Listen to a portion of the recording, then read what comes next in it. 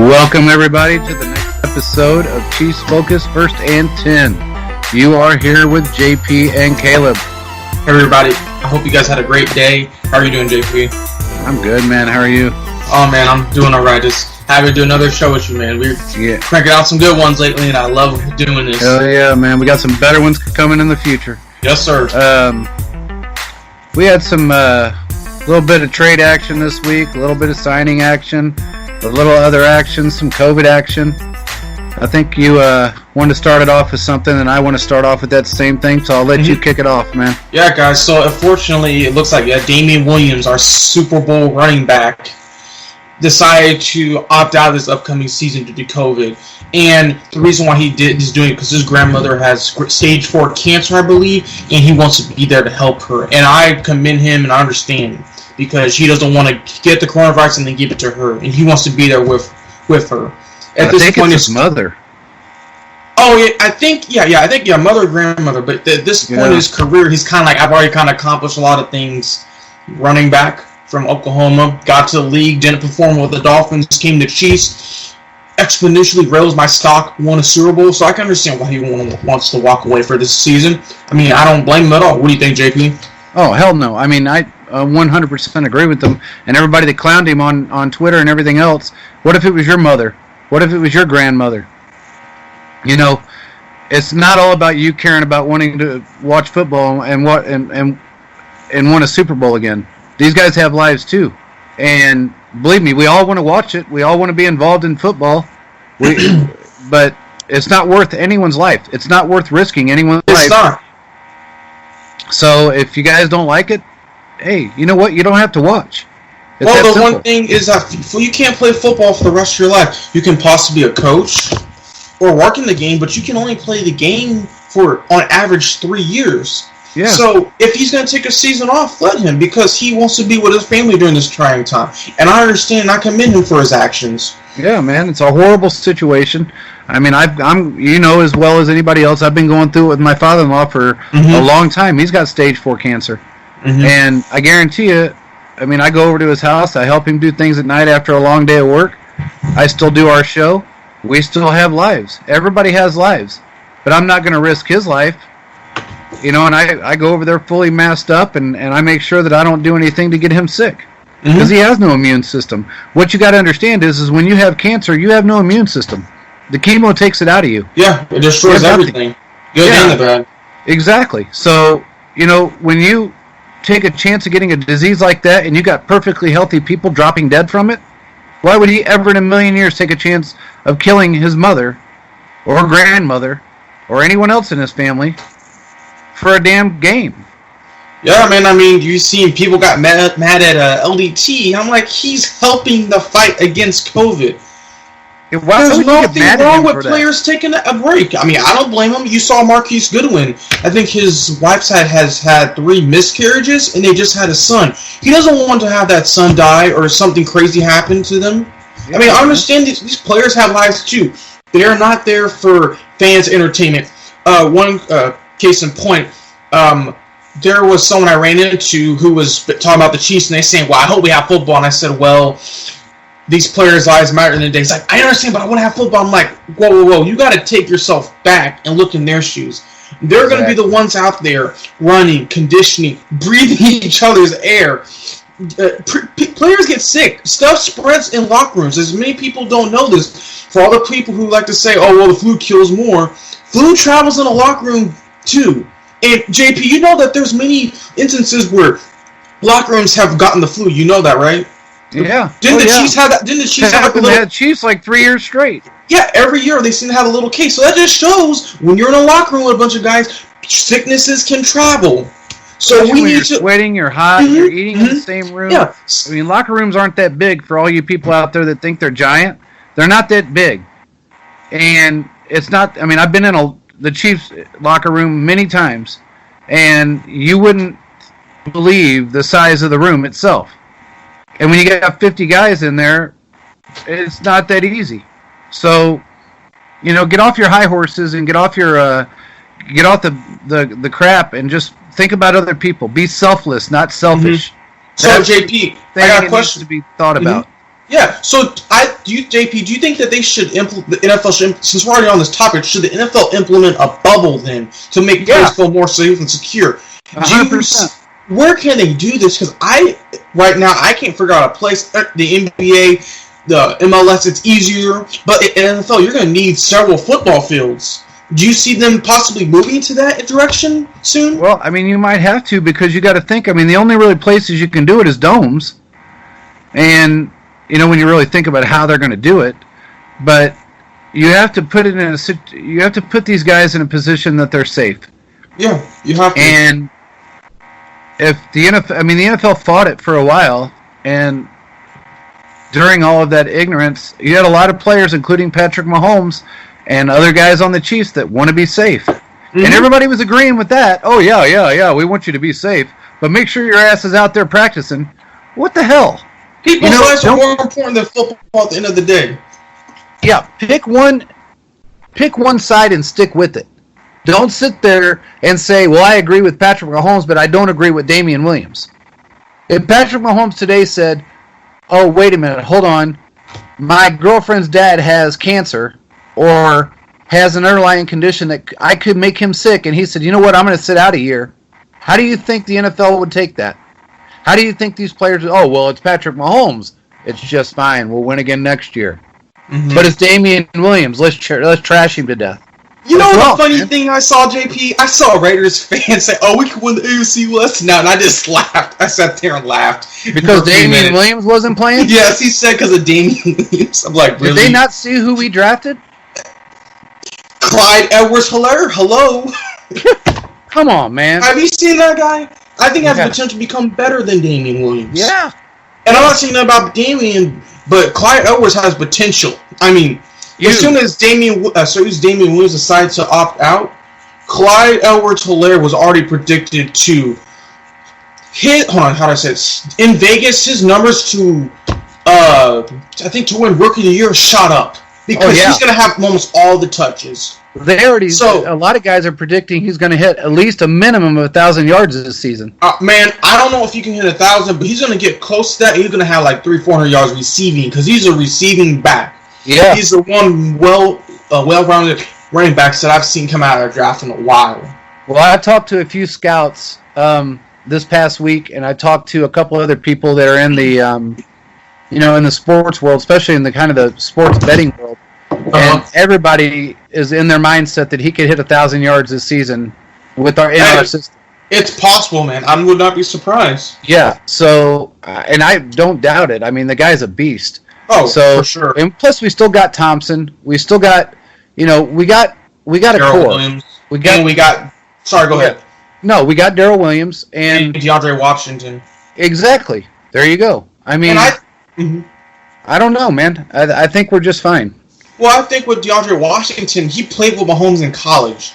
He played in the Raiders for AFC West, so he got to see how Mahomes can dismantle elite defenses for the past 2 years.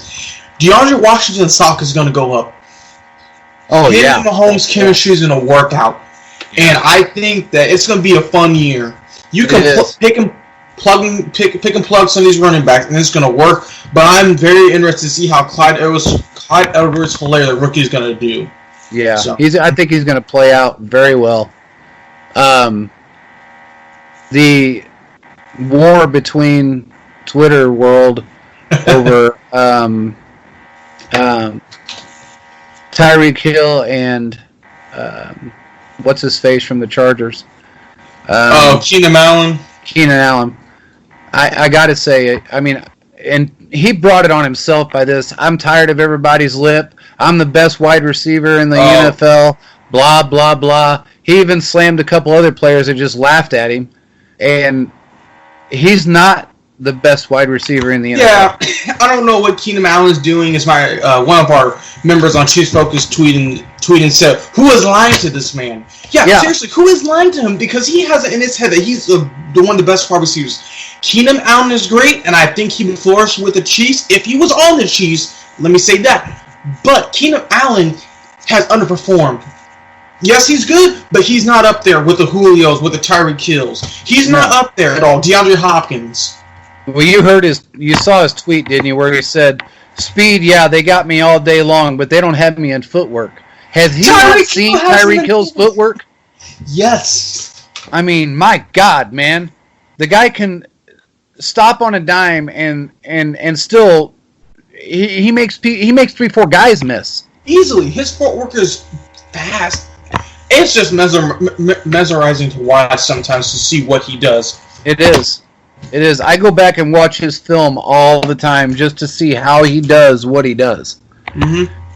And I know, people say, he's quadruple jointed in his ankles and he's got, a third freaking leg or whatever the hell they want to come up with. Yeah, But the guy is just phenomenally talented and he hones his craft.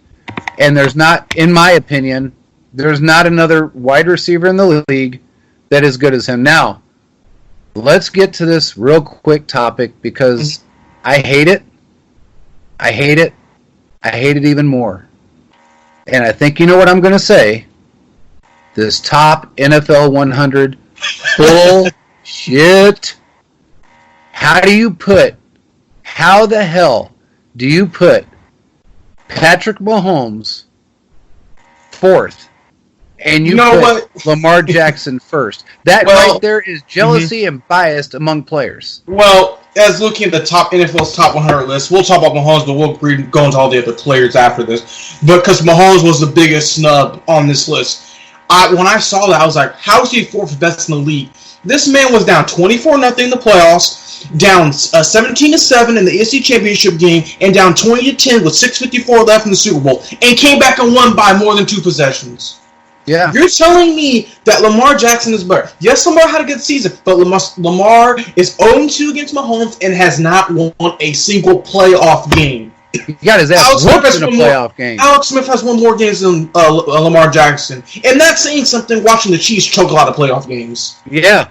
It's just very frustrating to me because you have the voting. I was like, okay, so this was basically the top 4. They had Lamar as number 1. Russell Wilson is number 2. Unbelievable. Aaron Donald is number 3, and then Mahomes at 4. I'm like, whoa. Mahomes should easily be number 1. You're telling me that Lamar Jackson and Russell Wilson are better than Mahomes? No. Okay, I guess I can understand kind of Russell Wilson has a Super Bowl, and he's well-renowned. But who was the best player that year that took the team to the promised land and won? That's what you have to look at. It's year by year. It's not Lifetime Achievement Award. It's the top 100 for that. Exactly. And I was looking at some of these player ballots that were getting leaked on the internet. I was like, how are you going to put players like Zader Smith and good players, but putting them top 10? You know what I'm talking about for the Packers? Yeah. It looked like some of these lists were like biased in a way. Like you have all one team in the top 10. So I was very frustrated. You saw JP. Chiefs Keenum was pissed. we went to war that night, man. Yeah. I mean, I saw it was funny too because I got an app on my phone that tells me how many people get suspended, and man, half my following was like boom, boom, boom, suspension, because they're arguing with everybody. Man, they argue with their moms about that stuff. Yeah, and I understand why. Yeah, I mean, I get it. Mm-hmm. And it's justifiable because let me tell you, when they got Chris Jones at 52nd. Yeah, so basically, do you want me to just go down the roster? Let's go down and let's make fun of some people. Yeah, come on. Okay, so right now, we got Mahomes at 4, so I'll go up to the next one. So Travis Kelce came as number 18 on the list. Bullshit! But George Kittle was number 7. Whoa. Back it up. Kelce is better than Kittle. Yeah. I don't understand why. There's a Chiefs fan I know, a good friend of mine who I do fantasy football with, and he tells me that Kittle is better than Kelce, but I tell him, you're a Chiefs fan. He's like, but I still think Kittle is better than Kelce. I'm like, dude, Kelce is a more polished route runner. Kelce can block. He's not the best blocker, but he can block. And he is dynamic. Yeah. I don't understand why they put Kettle in front of Kelce. It's just because it seems to me, just because he's in the San Francisco market, he's just getting leeway. Because people have told... What good does that do? Tell me something. Mm-hmm. How good is their market when you got a Super Bowl team? Okay, yeah, they lost the Super Bowl. And they lost embarrassingly because they just let us take advantage of them, which you give Mahomes 6 minutes and the ball, you're screwed. He's going to score 4 touchdowns on you. But regardless, you had 4 people that showed up to the airport to wave them back in, and they were family members. They ain't that damn well renowned. What I was trying to say. Sorry, go ahead. Yeah, you don't put Kittle up in front of Kelsey. That ain't happening. What I was trying to say is it's a big market versus small market. Teams on the coast, like San Francisco, Oakland Raiders, Los Angeles teams, New York teams, those are considered the bigger market teams. Kansas City is considered a smaller market. And someone told me so a while ago, if Kelsey was in like the New York market, if he was like the best team in the Jets, he would be considered one of the better players. But I think that Kelsey has been, don't give him the credit he deserves. Kelsey has come up in big-time games. Look at it like this. I want to know another tight end in the league, prior or now, that has had 4 straight 1,000-yard rushing or 1,000-yard receiving seasons. Nobody but Kelsey that I can think of. No one. So that's number 1. Okay. Number 2, this is going to be his 9th year in the league, if I'm not mistaken. I believe so. 9 years. And in those 9 years, he's been injured 1 time for basically, a quarter or 2? Oh, it was his whole rookie year in 2013. Well, yeah, but I'm talking about past that. He hasn't been injured really since. He has it's very small, if anything. Yeah, and Kittle didn't do squat in the Super Bowl. No, Kittle didn't even catch a touchdown pass. No, he did not. And he wasn't even really targeted. No. As Frank Clark said, they paid Jimmy Garoppolo all that money to run the ball. Yeah, all that money to run the ball. They have Kittle who said, he's the greatest tight end. He didn't show up on the playoffs. No. And, here's another thing, too. Not just to mention the fact that he's got 4,000-yard receiving years or seasons, but then look at the difference between every other team in the NFL that has maybe 3-4 targets that they're going after constantly. So you got a quarterback that goes after 2 wide receivers, 3 wide receivers, and then maybe a tight end. We have targets that Mahomes has thrown to 15 guys in 1 game. Yeah, a guy that really doesn't have as many opportunities to receive the ball or to be a target as most everybody else does in the NFL, why would you ever in a million years not consider him? In my opinion, he should be in the top 5 on the top 100 list. I don't say top 10, but yeah, I see what you're saying. You know what I'm saying? Yeah. So he's done things that no other tight end has done, and he's still doing it. And now he's gotten faster. I've seen some of his practices. Holy mother, he's fast. Yeah, man. He's leaned up a little bit, and he's fast. So, it is what it is. But let's finish up that. Let's the next one. So I can giggle. So the next one at number 22 on the NFL's top 100 list is Tyreek Hill. Oh my When God. I saw that, I was like, Tyreek Hill is easily a top 10 player. Oh, yeah. Because, yes, he was out, but when he comes in the game, he changes it. When you have Travis Kelce and Tyreek Hill, you have to pick who's going to beat you that week. Do you want to get beat by the speed of Tyreek Hill, or do you want to get manhandled by Kelce? Exactly. If you put a safety over the top of Tyreek Hill's side, you're going to leave Kelce open, run up the middle. If you double team Kelce, you're going to have Tyreek Hill running streaks down the field. This boy can play running back, wide receiver, the slot. He can also be the quarterback if you want to. I mean, Tyreek Hill can really play all the positions. I'm being serious. Yeah, I mean he could. It's terrible. It's terrible. Yeah, it didn't make sense to me, and I mean, I guess I can understand because they could say he was hurt, but I mean, Tyreek Hill is a game changer. Whenever he was out for those first 4 weeks, he came back. Do you remember that athletic touchdown catch he had against the Texans the first time around? Yeah. Dude, Mahomes threw that sucker. He jumped like 6 feet in the air, caught that, and then dragged the defender and jumped across the goal line. No other receiver I've seen has done that besides Calvin Johnson. Yeah. And no one else has done that. I wish, and Calvin Johnson was one of the best that ever played the game, in my opinion. Easily. He ranks up there in that Randy Moss, situation with me, and I love Randy Moss. I think he was one of the best wide receivers that ever played the game as well. But, it was funny because D-Rob was clowning, and me and him were kind of clowning back and forth on Twitter about it because I said, this top 100 is a freaking joke. It is. I said, it's an absolute bullshit joke. And then all of a sudden, D-Rob liked it, and he sent back, it is a joke. It is. It was sad because when you're sitting there and you're talking about a Super Bowl winning team that has undeniable top 10 talent all over the offense, and you put these guys in places that really, honestly, it's just embarrassing, and it's belittling, in my opinion. And these are his peers. These are rated on by his peers. Mm-hmm. So to me, that's just straight up bias and jealousy. Yeah. That's what that is. The next one might make you get a little bit more irritated. Next couple. What's that? So next one is Tyrann Mathieu at number 39. Oh my God. I can understand it, but I feel like he should have been closer towards 25. Because Tyreek Hill brought swagger to this defense. He brought swagger. He helped his defense turn it around. He did. I mean, he was the leader on the defense that we needed to yell and fuss up the guys. And he did everything that was needed to do.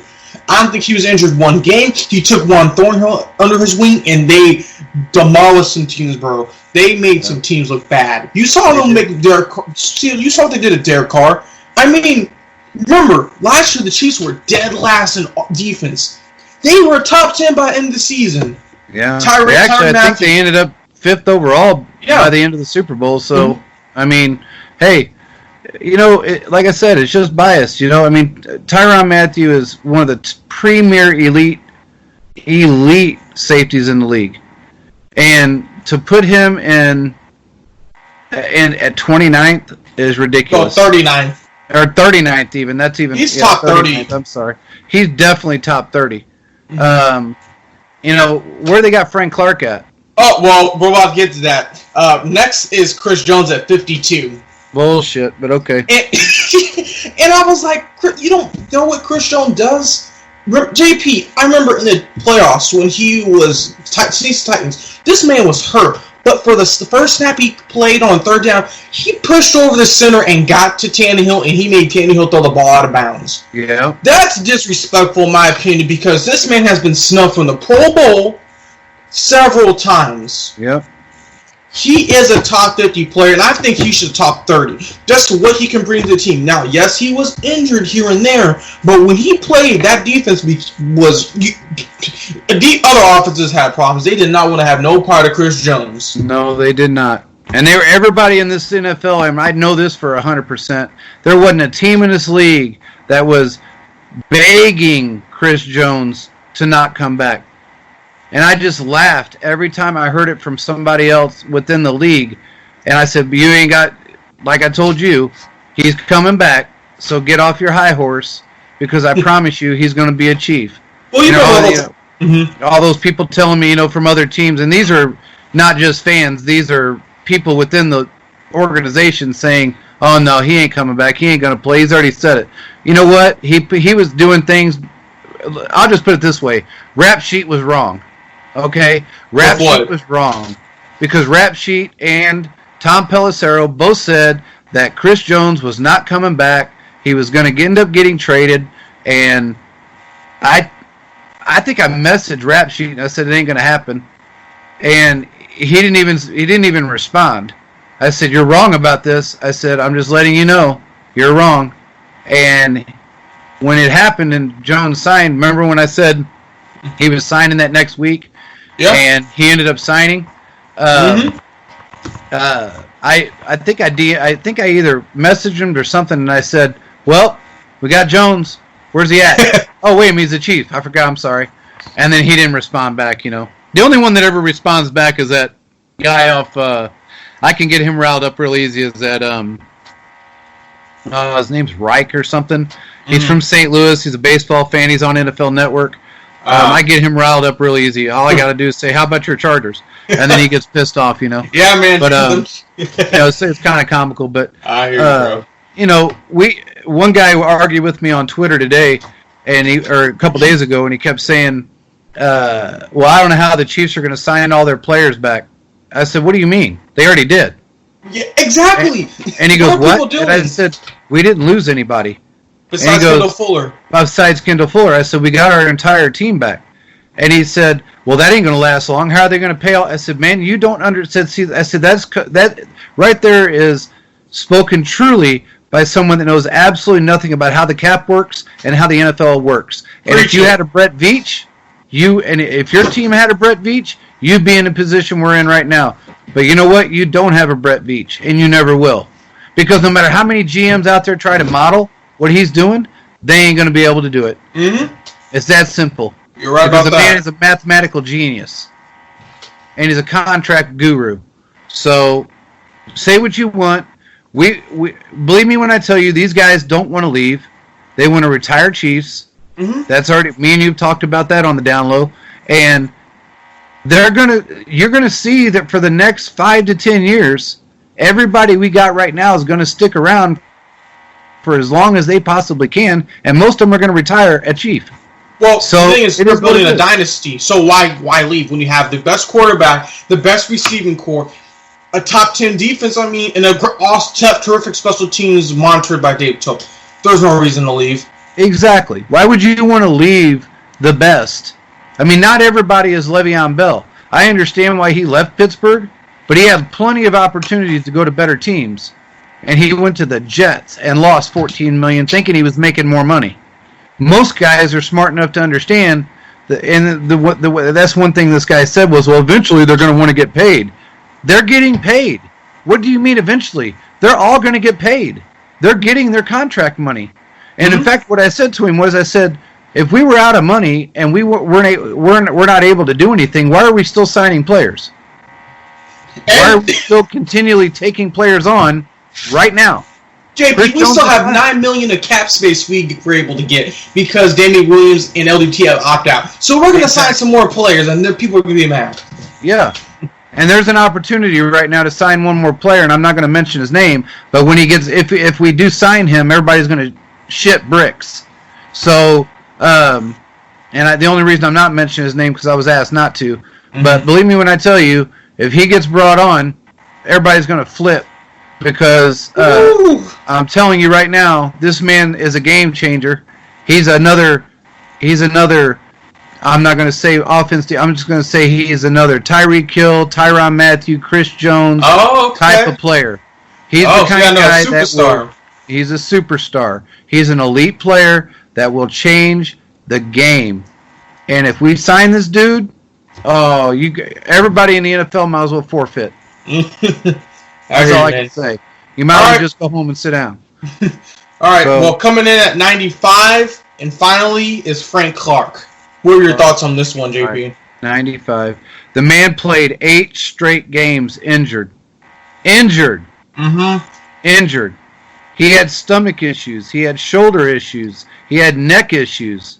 But he played through those games, and he was such a vital part of our defense for the last 8 games of the season.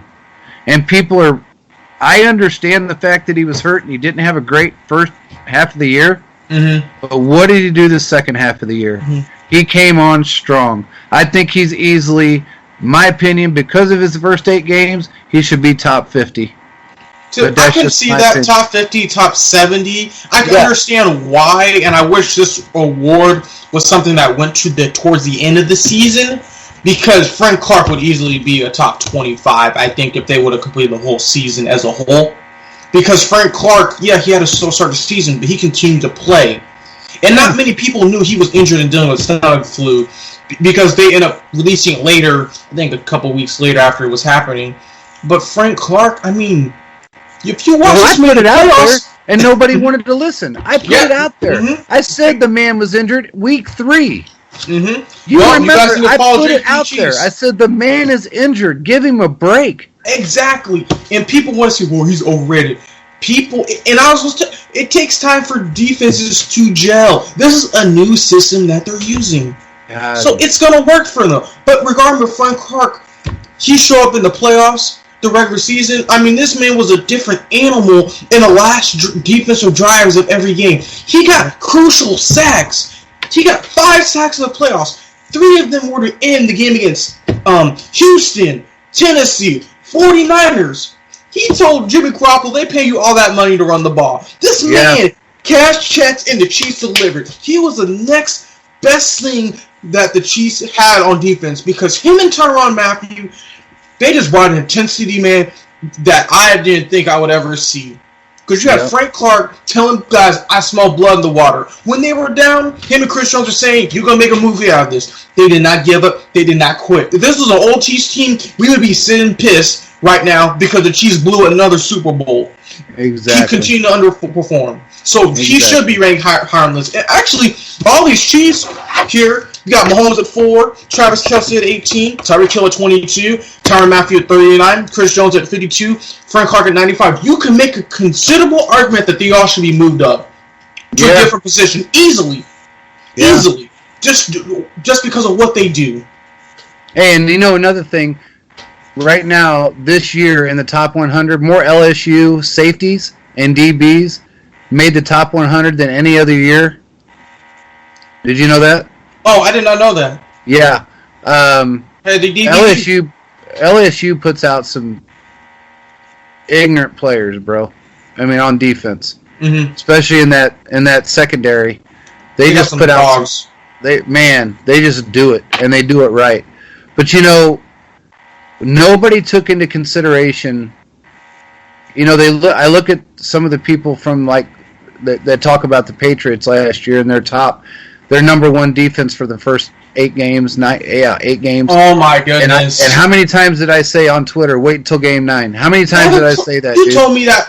JP, we talk every day, and that was something you told me because we saw that schedule.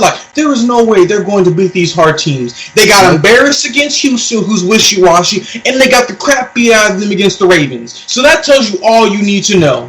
Yeah, Adam Schefter put out a tweet, and he had a picture of the Bucks and Tom Brady, Gronk, and their 2 wide receivers. And what do you think? And I put meh, because it's Tom Brady and Gronk. Okay, Tom Brady is washed up. I'm sorry, but he is. He is not the player he was. Well, it shows we don't have weapons. And he's got 2 great wide receivers on that team. Don't get me wrong. But is he going to be able to get them that ball? No, he's not. Well, the thing is, I'm sorry, but he's not. Well, the thing I would like to say, JP, is Brady's used to going to a couple guys because all you really had was Edelman and Gronk, and maybe another option or 4 options. He's going to have to spread the ball against 2 very good wide receivers and 2 really good tight ends. Yeah. There's going to be some. It's going to be interesting to see how it works out because you can't give the ball to every single guy. You're going to see a lot of checkdowns. I can tell you that. You're going to see a lot of checkdowns. You're going to see a lot of RPOs. If Brady wants to revitalize his career right here, he needs to be chucking the ball downfield with the weapons he has. He did not throw the deep ball last year. He don't have the arm to do it no more, man. I mean, he's 44? He'd be 43 this year. 43, yeah. I mean, over time, the body deteriorates. And I commend him he's able to play this long, but this just shows you that, yes, you can be the greatest quarterback in the world, but you still need weapons. Now, taking that back with Mahomes, when the Chiefs lost the games, he was able to keep the guys competitive. Now, they didn't have all their weapons at times, but that was a team that was still figuring out their identity. So give them time. 14 injured starters, including Mahomes, and won the Super Bowl. Nobody took that into consideration. Yep. 14 different injured starters during the course of eight games. And people jumped. And they won the Super Bowl. And people jumped off the bandwagon once they lost to Tennessee when they blew that lead. So, you know what? You got to rock with your team through the thick and thin because there's going to be some good days coming up. So. Yep. I mean, without fail. I mean, and we're still signing people. I mean, we were signing people before LDT, stepped out. We were signing people before Damian Williams stepped out. Talk about that, yeah. So, look, you know what? It don't make no difference. And the funniest thing I heard was Veach turned $177 into $500 million. No, he didn't. No, he did not. Well, okay, I'll put it this way. He did, but that goes to show you that yearly caps being dick when you are doing it the right way. It's that simple, man. Me and Trey Boston have talked about this together on Twitter and it's still there. Him and I have gone back and forth about this. If you structure it correctly and your players are signed right, that's where teams make their biggest mistakes, is signing 9 or 10 one-year deals. Because when you sign 9 or 10 1 or 2 year deals just to get to a Super Bowl, you lose every dollar you've got, and you've got no chance to get out of that situation, a.k.a. the Rams. They have done that. They are a perfect example of why you do not sign one-year contracts. It doesn't help you. If you're going to sign players and you need them for a year to fill in, that's a different story. But you better hope to God that you don't give them $30 million for that season. Yeah. You don't give up $30 to $60 million for a 1 or 2 year deal. It's just that simple. Well, and you stagger it the right way to where these guys get paid differently every year, so your cap does not suffer. Well, I also asked you, JP.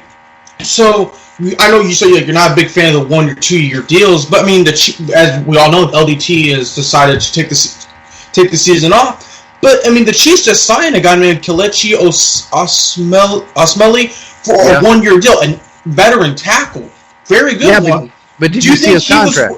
Did you see it? I mean, do you think that was good though, like a 1 year deal? Well, yeah, we didn't have an opportunity. We didn't have a real choice. But the difference is that his contract's not huge, and we sign him to a 1 year deal. He goes to a Super Bowl. He's going to do what every other player that we have has done, and he's going to say, "Hey, you know what? If you guys want to keep me 4 more years, let's break this contract up. Let's do it the right way. I'll do it your way, Veach. As long as I'm paid, I'll do it. I don't care if I get paid in 2032, as long as I get paid." Because that's what players want. Players want to come and play in Kansas City. Yeah, the Mahomes effect. Exactly. And I tell you, it's the Veach effect. Let me tell you, when you've got a GM, a head coach, an offensive coordinator, and a quarterback like we have, and then you take into consideration our defensive side of the ball, dude, everybody wants to play with us. Everybody does. We're a unified team that cares about each other, and that's all stems from Andy freaking Reid. We have a 3-headed monster. That man cares about everyone, man. He is the most humble individual, and he cares about every one of his players. He cares about people that don't play for him anymore. He still talks to guys that he coached 20 years ago. The man just cares, and they know it. Who wants to go play for Bill Belichick that's going to sit there and belittle you all day long and tell you, yeah, we won, but you still played like shit? Oh, I know you caught for 222 yards and 3 touchdowns that game, but you suck. That's the kind of crap that nobody wants to play with. And Gronk made that very clear. He hated playing there. A lot of players that have left the Patriots said they hated playing there, but they wanted that ring. People that are in Kansas City love playing in Kansas City and still want that ring, and they're going to be more competitive every year. Year in and year out, you're going to see them get better and better. Well, Andy Reid's a player's coach. He is. He knows how to work with the players. He does. I mean, he gives them chances. Yeah, he's not going to sit there on his high horse. He's actually going to try to work with players, and that's why players love him. Yeah, man. We got a 3-headed monster right now: Mahomes, Veach, and Andy. You're right. And you know, it's funny, when you listen to players that have never even played for Andy Reid, that don't know the man that well, that play for our rivals in the AFC, sit there and say that he's the best coach in the AFC because of how he is, that right there shows you what a stand-up individual he is. Easily. And I'm not talking about the Steven Nelsons of the world. He's a dumbass. I mean, he just talks shit on everybody. Yeah, he wasn't happy with the Chiefs once he left. I just let him be. That's his damn choice. Well, you saw what he did, man. Whenever he left, he put his background picture for his Twitter profile. He put the Steelers Super Bowl championships. He's been gone for the season now. Hasn't even won one. So I mean, but I'm just gonna let it be. I'm gonna let it be. Hey, the Chiefs won Super Bowl, so I'm just gonna let it be. What do you think about What do you think about Ben Russell? I'm sorry, I almost said it the wrong way. Big Ben, I'll just put it that way. Coming back, and then now the Steelers think they're contenders. No, they're not contenders. They're contenders with Big Ben. Yeah, he good, but they need Antonio Brown and they need Le'Veon Bell. They were the glue. They were that offense. And I'm not taking nothing away from Juju because he's damn good. Juju's good, but it's hard. But he ain't them. Well, the thing is with Juju, he was doing good because they put him in the slot. That guy can run all day along the slot. When you worried about AB and Le'Veon and worrying about Jesse James, now that those two guys are gone, Juju's the number one receiver, and they're double teaming him because he's all the weapons that they have. So I think that Ben Roethlisberger and them, they're going to take another step back. The defense will be up there, but I don't see them making contention. I don't think the Chiefs are not scared of the Steelers. Once we gave them that butt whooping last year when we won that shootout 42-37, we ain't looking back because we can beat the Steelers. They're not beating nobody. Yeah, our defense, man, they're going to get to Roethlisberger. I know he can move around, but he's going to get some. If the Chiefs play him in the playoffs, it's going to be over. I don't even think they're going to make the playoffs, but if we do play them in the playoffs, they're going to get smoked. Who do you see making the playoffs in the AFC North then? I don't know, man. It's going to be... Who do we got in the AFC North? You got the Steelers, the Ravens, the Browns, and the Bengals. Well, I know I got a feeling the Ravens are going to make it back. I don't think they won't. I think they're a pretty good team, and I think Jackson is an okay quarterback. I think he could get him. He's a good quarterback. He's a good running quarterback. I think he can make it because their division is kind of weak. So I do believe, and they do have a damn good defense, so I do believe that they're going to make it back. If I had to pick a number 2 right now, I don't know what Pittsburgh's going to do. Mm-hmm. I really don't. I don't know how they're going to fare. I think the Bengals might step up this year a little bit. Wow. They've made some acquisitions that, and I know it's probably contrary to popular belief, but they have made some acquisitions that can get them in a better position than they have been over the last few years. They got a low key good core. Key. A very low key good core. So that's huge in my book. That's kind of a weak division. I think I'm looking at with the Patriots and the teams that they have to play. I think Buffalo is going to be a team to be reckoned with this year. Mm-hmm. I do believe Buffalo is going to be a team that will oust everybody in that division. They finally have a deep threat receiver. Yeah. Mm-hmm. Correct. I forgot his name, but yeah. Yeah, I don't remember his name either. I mean, I think Josh Allen's a good quarterback. I think he's a smart quarterback. Do I think he's one of the best? No. He's up there. Cleveland's not going to make the playoffs. That's for sure. And the Are you sure? I don't think they're going to make it, man. I really think they could be that second team in the AFC North to do it. In my personal opinion. I don't know. I just got a weird feeling they're going to end up another 7-win season. It's possible, man. Yeah, I just don't, unless something drastically changes within that locker room, from what I've heard through my ESPN affiliate, I don't see a big boost in their abilities or their ability to grow. And so far, what I'm hearing is things haven't changed much. So I just still see them as a 7-win team. I just do, which is higher than I picked six games the last 2 years, and I think they won 6 games in 7 games. So no, they won 6. They had 2 6 wins and a tie. So I don't know that they can change that much. They have the talent. Huh? They have the talent. They do have the talent, but the problem is they don't have the morale. Talent's you can have all the talent in the world, but if you don't have the morale, then you don't have nothing. Yeah. And that's the biggest problem they have is they have no morale. So I don't know if I just still just see them as a 7-win team. I agree with you, man. I can see that. Yeah. So I don't know. What's your thoughts on that? So I think in the AFC North, the 2 teams is going to be the Ravens and then the Browns, if there is a second team. I think the Browns can make a step up. My third pick would be the Steelers. I just don't see the Bengals just yet unless they just unleash. Because right now they have Joe Burrow, rookie quarterback, AJ Green, and then Joe Mixon, who's a really good running back. He's a pretty good running back. I feel bad for him. Man, well, this is last year to make last year of contract to either approve a deal, because there's going to be a lot of big name running backs in this next offseason. So there's going to be, you think the money's crazy now, the money might get a little bit more crazy later. Yeah. And looking at this college draft coming up, and we might end up with you may end up with 2 drafts in one season, but the way things are going with this COVID, but looking at that draft class, because I kind of been following some of these players that, for the last couple of years that have been, coming up on these drafts that are coming up in 21, and I can tell you what, man, there's some strong running backs coming out of some of these schools. Yeah. So it's going to be.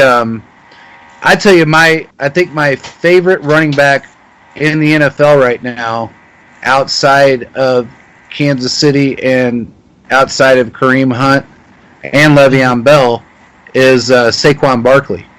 Yeah, I really feel sorry for him because he's stuck in a terrible, terrible system. Well, honestly, if he wanted to, he could do what Jamal Adams did and force a trade out.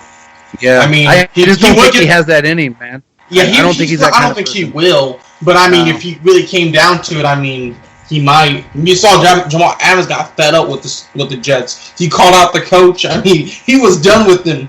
He put Kansas City on his list to one of the teams to come to, but he's over in Seattle.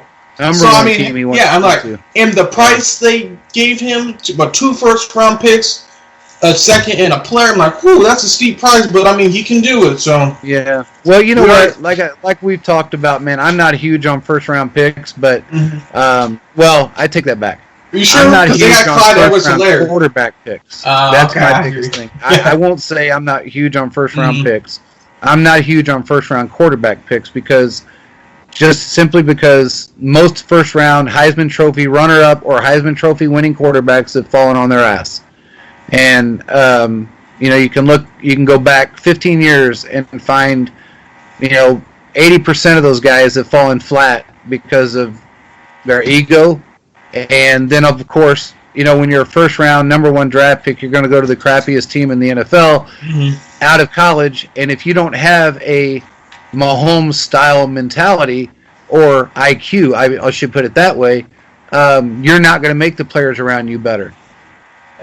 Baker Mayfield can't do it, hasn't been able to do it, and he's got all the talent in the world sitting on that bench and on that roster, and he can't make them better. You got Johnny Manziel that was the same way. You got, going backwards, you got Ryan Leaf that was the same way. And talking about Joe Burrow, what kind of opportunity will he have since they finally do have a deep threat? Maybe, just maybe, he might be the guy. And I think Joe Burrow can turn him around.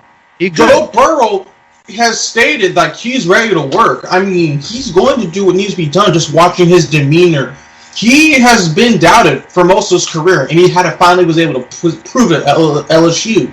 So Joe Burrow, I think we'll be able to turn that team around. Will there be success instantly? There will be some, but it's going to be a gradual climb. But I think that he could possibly be Rookie of the Year, depending on how everything goes. But he's going to win. They're going to win some games. I think so too. I think because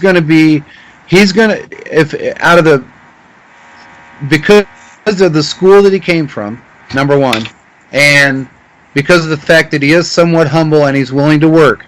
That's why I put the Bengals up there as an opportunity to be able to put themselves in a position. If any first-round draft pick quarterback can do it, it would be him.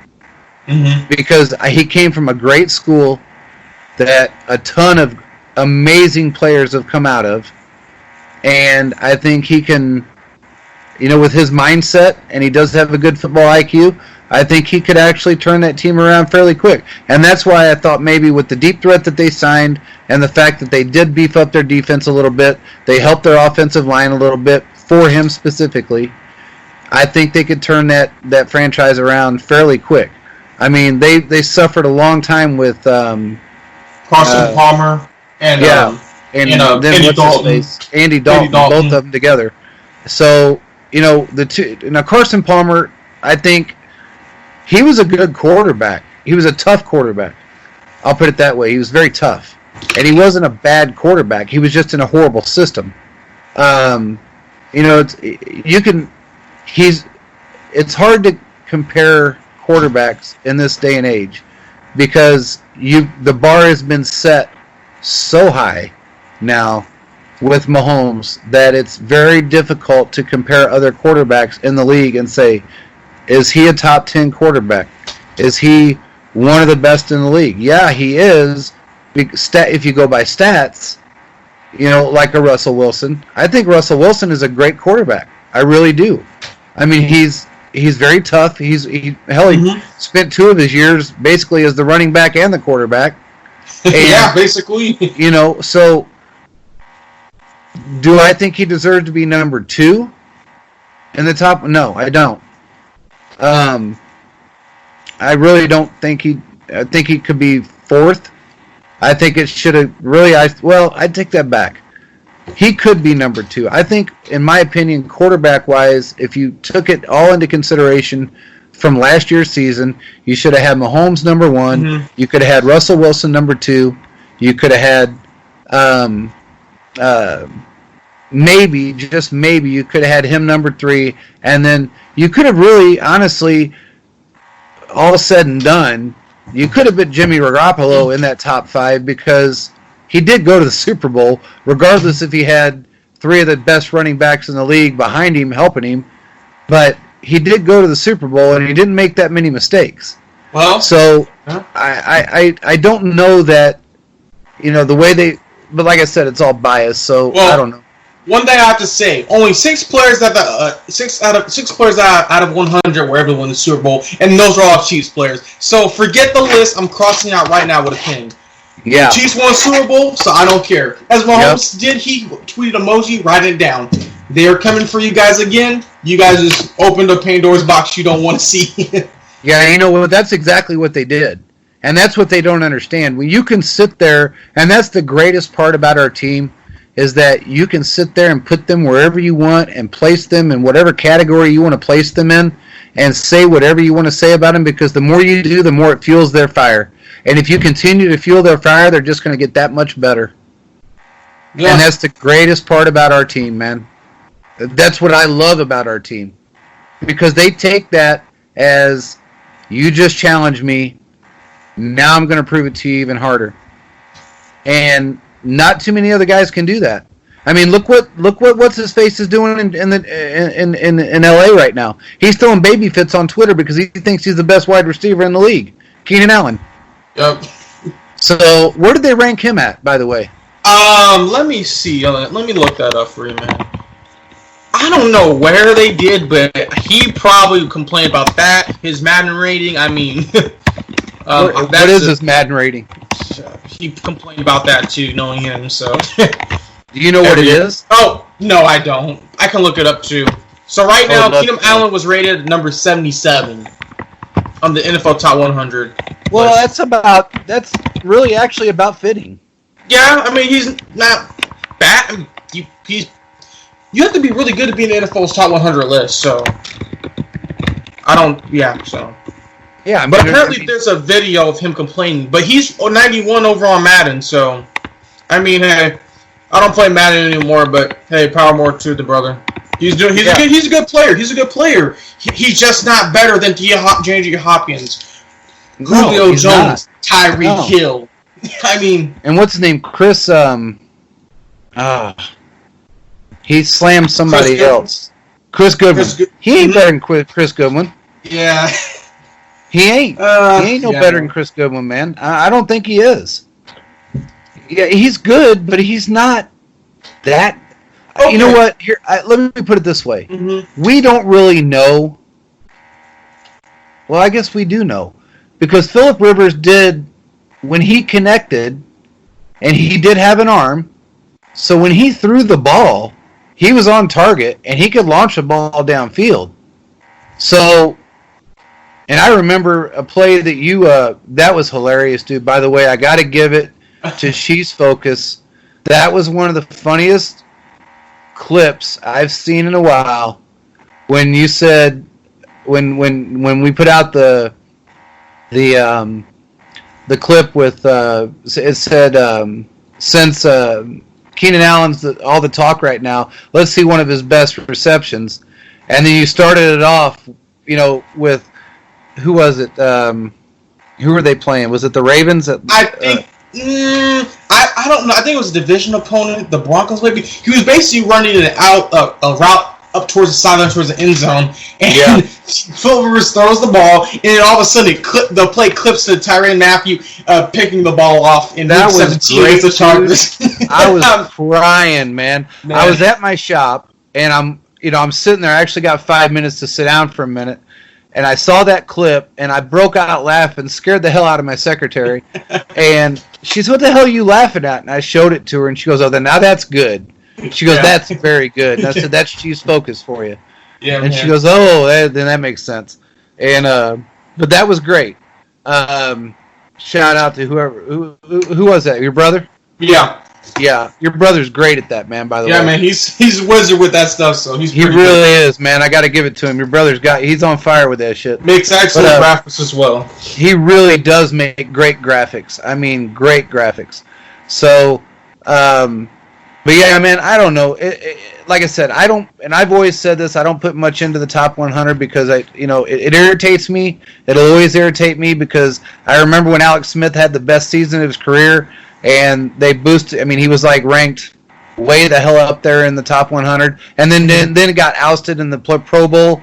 It was his last season with Kansas City, as a matter of fact, and it just annoyed me. It always does, but I don't know why I get annoyed, because when you've got players that are voting on this that are just outright jealous of the talent that is on this team. And the talent of each individual that they can't be, you're going to get that. Mm-hmm. You are going to get it. It's no different than anything else. It's a competition thing, and it's a mental game that they can't handle the fact that they are not. Everybody wants to be like Ty. It's just what it is. Well, all I'm about to say to that is the Chiefs won a Super Bowl. 6 players on the list won a Super Bowl, so that's all that matters. This list can be irrelevant for all I care. That's right. We won a Super Bowl. 94 players didn't. So, but what'd you think of that signing the Chiefs had earlier in the week? Tedrick Thompson, safety. I think it's a great signing. I think that was a phenomenal move, actually, because we don't know. The two positions that you can never have too many of is cornerback and safeties. Mm-hmm. And, we struggled. We had 4 corners. Do you remember that? Yep, we did. Somehow we survived with 4 corners. We were scared, to be honest. We did it. We were all scared. Yes, sir. Mm-hmm. I wasn't that nervous, and everybody kept saying, and I think even me and you brought that up a couple times, and I said, man, it ain't that big of a deal. We're going to be all right. We're going to be all right. And I said that to a few other guys, too, and it's tough. It's tough to go into, and that was when everybody, when they were worried about signing every cornerback in the league that had like 3 years left on their contract, and they wanted us to sell Andy Reid's 1930 Ford Model A to sign him, and everything else that he's got. But look, we made it with who we had, and we got. Look, people could say what they want. Charvarius Ward, I've said it from the day he signed with Kansas City, and I'll say it today. He is going to be, in my opinion, is a premier corner in this league. Mm-hmm. And I think he's just going to get better as time goes on. And remember, he was an undrafted free agent. Yeah, Brett Veach traded Parker Ingram, who's going to get cut, for Charvarius Ward. Just step back and think that. That's a steal. He traded players and get cut for a better player that no one thought about on the radar. That just shows you Brett Veach really does be looking at the tape, especially these small schools, because Charvarius Ward was from Middle Tennessee State, I believe. Yeah. And if you watch this tape, it wasn't, from what I could tell on YouTube, it wasn't the best, but like he was something to work with. Brett Veach saw him and he took off. I mean, my favorite play from him, honestly, man, it wasn't a play he did, but when the Chiefs were down 21-0 in the playoffs, and after I think his name is Zach Thomas for the Texans scored that touchdown and did the robot. Travis Ward just looked at them, pointed to me like, we got this. And, man, they came back and beat him. So, it's going to work out. Travis Ward, he's going to be in that Ring of Honor. And as I would say, he's a steal. And, like, these other players that Veach is finding, like L'Jarius Sneed, that guy, man, we're going to have a... All right, man, we've been worried about cornerback. I think we're going to be solidified cornerback for the next couple of years on rookie deals. Oh, yeah. And that's the greatest part about it is that a lot of our players, not just that they're young, but they're still under rookie contracts, and we don't have to worry about everything else. Also, for you guys out there that are so concerned with what's going to happen 3 or 4 years from now, understand that some of these contracts don't even kick in until 22. 23. So it doesn't make the CBA increase is going to go up year after year, and we're set. We got nothing to worry about. And the greatest part about it is that for God forbid that we lose a wide receiver that we have, just say we lose one of them, a D-Rob, which I love D-Rob. I think, in my opinion, is a very underrated player. And I've always liked him. I think he's phenomenal. But God forbid we lose one. It don't make no difference because everybody else wants to play for us. So whoever we get is going to be good. And Veach is the king of finding people that can fit within our system and fit in the correct way. So we got nothing to worry about, man. We are the next dynasty. We're the next dynasty, and we're going to do it legitimately. JP, do you remember a time when we were dreaming that this could happen? Because we would see the Chiefs continue to lose, man. It just brings a smile to my face to hear that we're the next dynasty, because I remember many years watching them struggle, and I watched them when they were terrible. Yeah. And I don't know how, but they climbed out of that. And hey, man, like you said, we're on a roll, and a dynasty. We climbed out of this misery. First of all, started with Andy Reid and Brett Veach, really, because Brett Veach was scouting before he was our GM. And he was relentless at beating down doors to sign certain players that we have right now, a Tyreek Hill, a Kareem Hunt, a Patrick Mahomes, guys like that. He beat down doors to sign these guys. And he made the moves to make it happen. And he was punked, or tried to be punked, his first season. I remember when they were punking him in Arizona over Patrick Peterson. Man, that had me sideways, dude. It was so annoying because the ESPN I don't know if ESPN, somebody continuously on Twitter was never verified saying the Chiefs are trying to make a trade for him, or Patrick Peterson's on the trade block. Every time they would make a rumor, he never got traded. So eventually it was like, let's move on, and we got a more experienced corners. We worked with what we got. As we said earlier, Travis Ward kicked butt. So, well, if you remember with that Patrick Peterson deal, the first time they were going to try to make a run for him, nobody believed it. I posted it, and nobody believed it. And then it came out after the fact that the Chiefs were talking to the Arizona about Patrick Peterson, and then it didn't end up happening because their GM's such a jack-off that he was trying to play Veach for a chump. And then the second time, which was the following season, I believe, it happened again. Didn't he want 2 first-round picks? He wanted 2 first-round picks. Was he worth it? No. But first of all, it started out as originally he wanted 2 first-round picks, and everybody laughed at him. Then Veach was kind of persistent about it, and he went and offered, I think he offered a first and a third, if I'm not mistaken, in 2 separate seasons, or two separate drafts, I should say.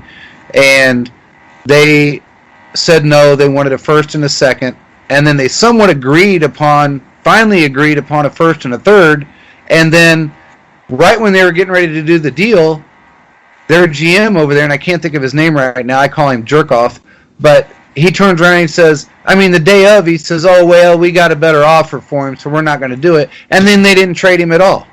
So, and he wants out. He doesn't want to be there. Yeah, and the one thing I have to say about that situation, it works out because we were able to we didn't have to worry about sinking money into another player when we just worked with what we had. And once we worked what we had, it just became easier.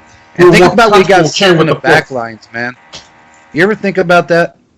You ever think about the players that we have sitting just right behind our starters right now that are ready to step in and we have some backups that can. Oh my God, dude! We got starters as our backups, man. I mean, we got starters as our backups that want to play in our system and are willing to stick around. I mean, I'm still big on Byron Pringle. Still big on that dude. We've got Jody Forston that is sitting in.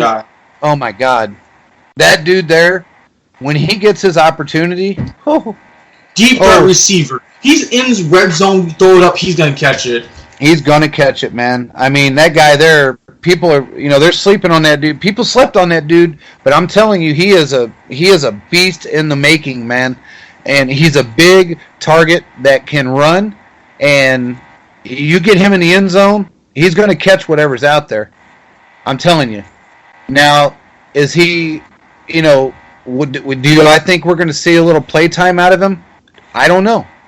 Right now, the way it looks, we've got, and from what I'm understanding, we are re-signing Terrell Suggs. Well, last I heard, he was going to come back for another year. Wow. So it may change. I'm not going to say that's 100%, but right now that was one of the things that I did hear. He was contemplating not playing anymore, but if Veach has his way, he will play one more season. I don't know if it's going to happen for 100%, but I did hear that he may come back. Well, the one thing I'd like to say is our defense line is already good, and adding another veteran presence, we already have, people forgot this, but we signed Taco Charlton to a one-year deal. Lordy, he was a former first-round pick, top 10 pick, and we got him for a one-year deal.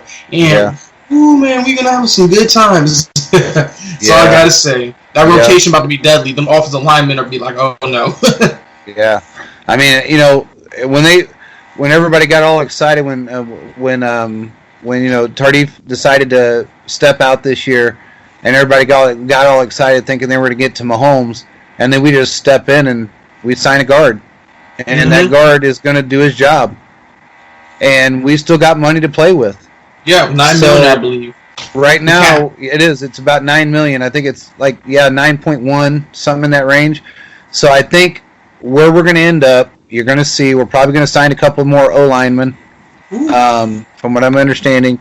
And there is one other player that, like I said at the beginning of the show, that if we sign this dude or we get this deal done, Lord help me. Dude, that is crazy. Yeah. So I'm excited. I'm excited for somebody that ain't even here yet. But and may not be. But if it gets done, everybody's going to be excited. Let's get to this Corona thing before we end this deal, man. Right. We got some Minnesota Vikings players. We mentioned it last week that tested positive. Now there's a couple other players in the NFL that have tested positive.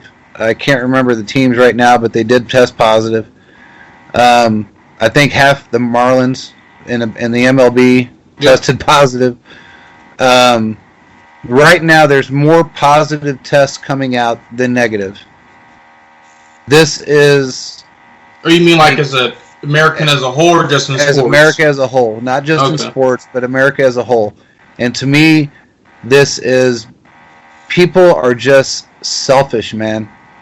If you guys want this to end, and you want to have an NFL season, and you want to have your life back, you have got to follow protocol, man. It is what it is. I don't blame these players for opting out. You got players for the Patriots that are stepping. You got players in the league, 4 of them. You got Damian Williams that I don't blame a bit. I don't blame any of them at this point.